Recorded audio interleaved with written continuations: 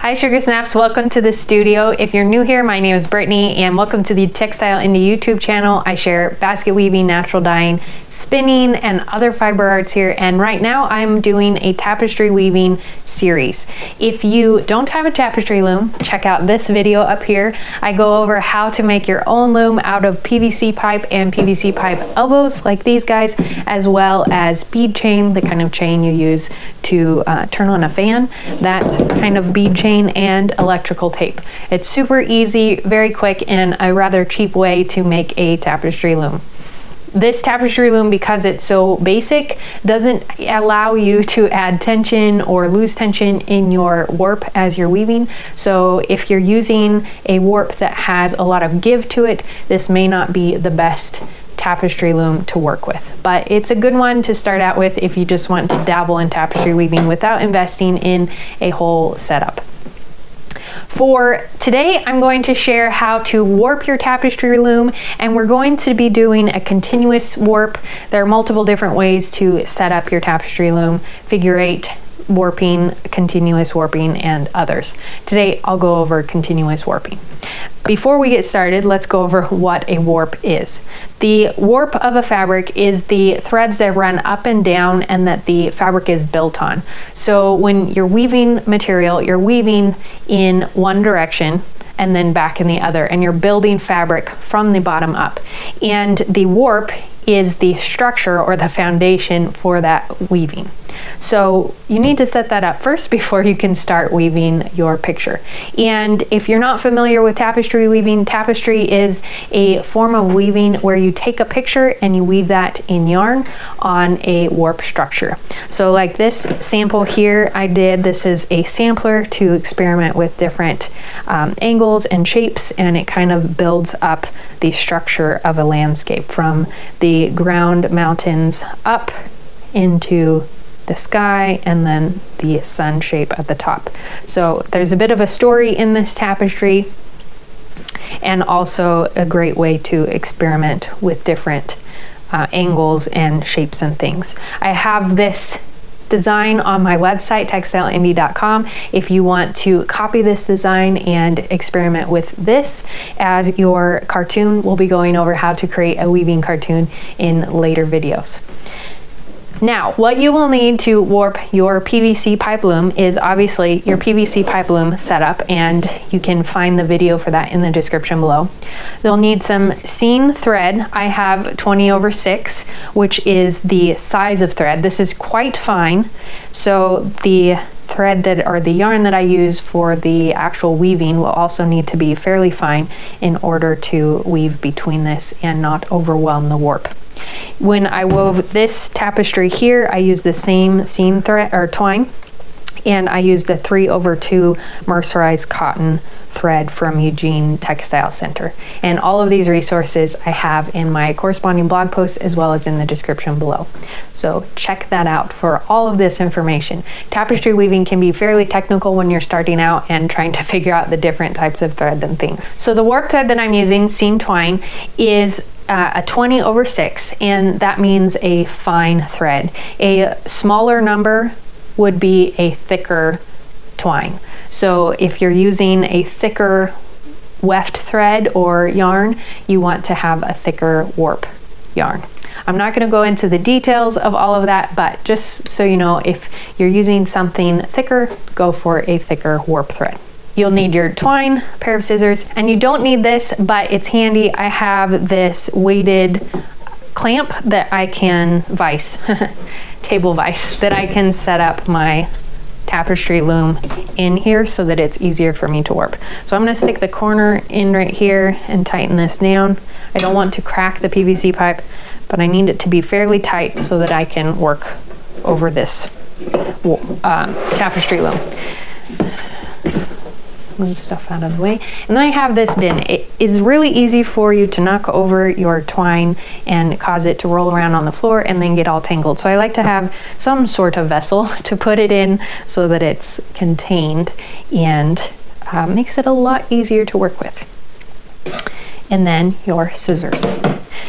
So my tapestry loom is all set up and ready to go. My bead chain is set up here, and I forgot to go over that, so I'm gonna loosen this up and show you that really quick. The bead chain spacing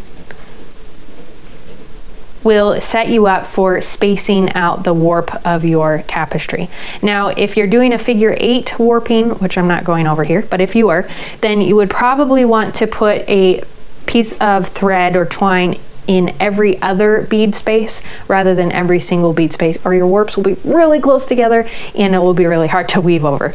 For a continuous weave, you could probably get away with doing a thread every single space, but go ahead and play with it. You want a amount of space between the warp threads that will allow your weft threads to fit between them. So if you have what you're going to be weaving with handy, go ahead and do a couple wraps of your twine and then weave a little bit over top of those threads to double check that your spacing looks good.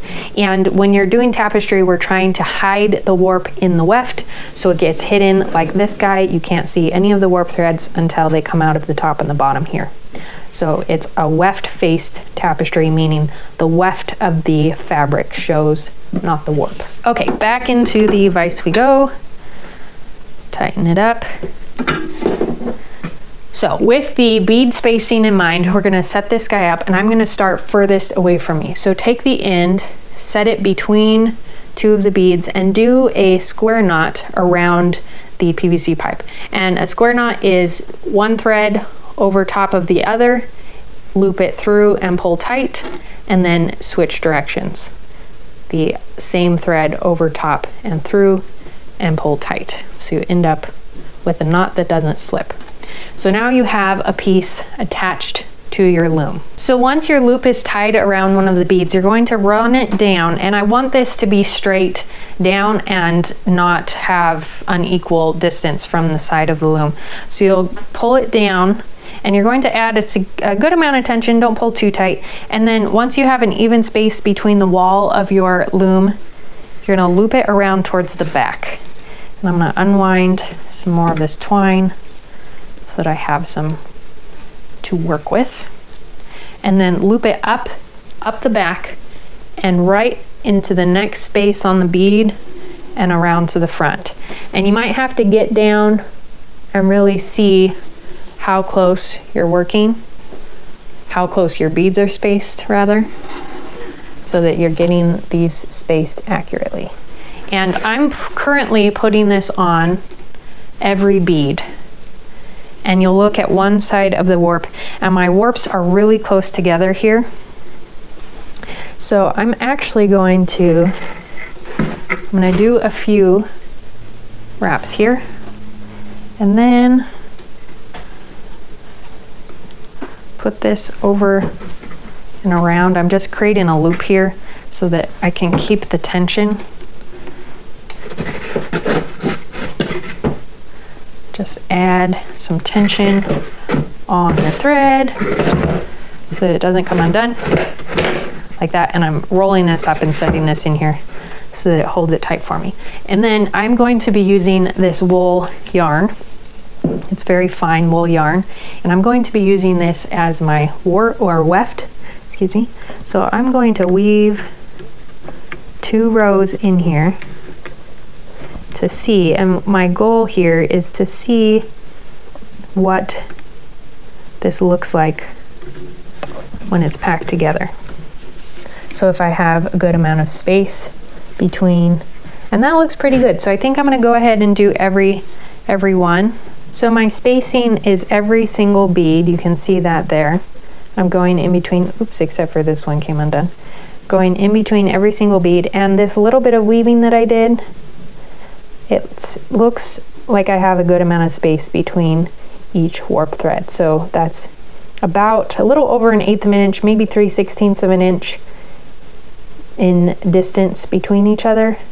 And my wool yarn is not very thick, so that will be a good ratio between the twine and my wool yarn. Once you've determined how many bead spacing you are going to be using, and I'm doing every one, you're going to continue warping your loom.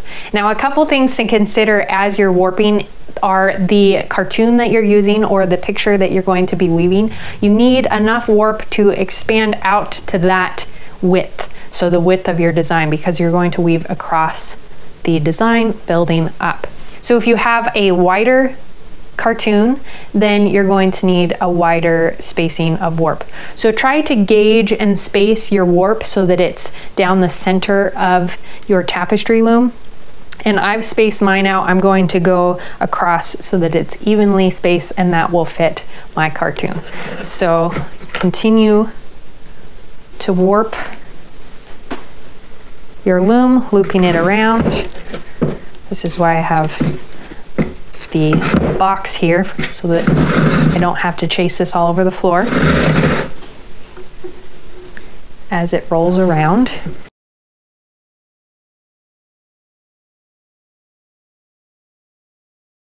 And I'm running my hand along the twine as I loop it so that I maintain tension, even tension all the way around. If you have one strand that's loose, it will loosen up your whole warp. And you want it to fit nice and tight within the beads to hold the beads in place. And also, because we don't have the ability to tighten the tension once it's warped, we're adding that tension in right now.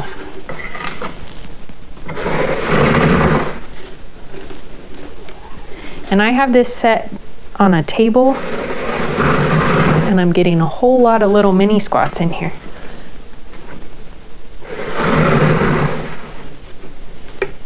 So this is almost like exercise.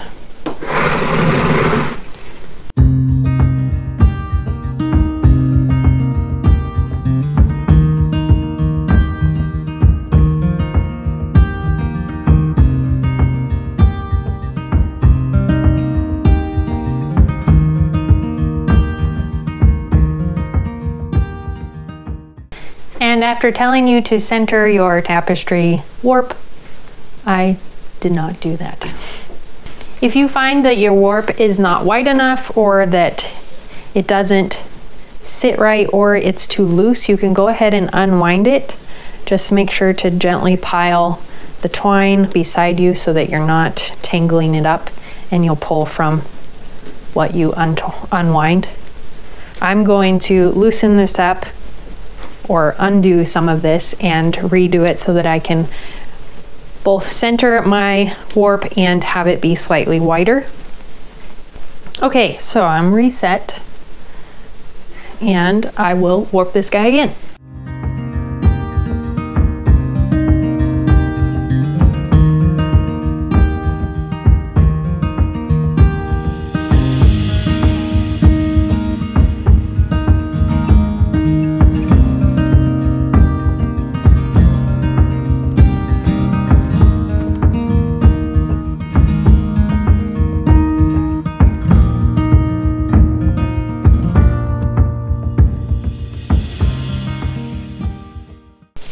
When you get to the point where you're going to end your warp, come to the bottom. You're going to end on the bottom. We started up here at the top. We'll end down here on the bottom pipe. And you'll need to cut a length that's about 10 inches below the pipe. So I have about 10 inches, a little bit more extra here. Now go under, find that next bead, and loop up so your tail is behind the pipe.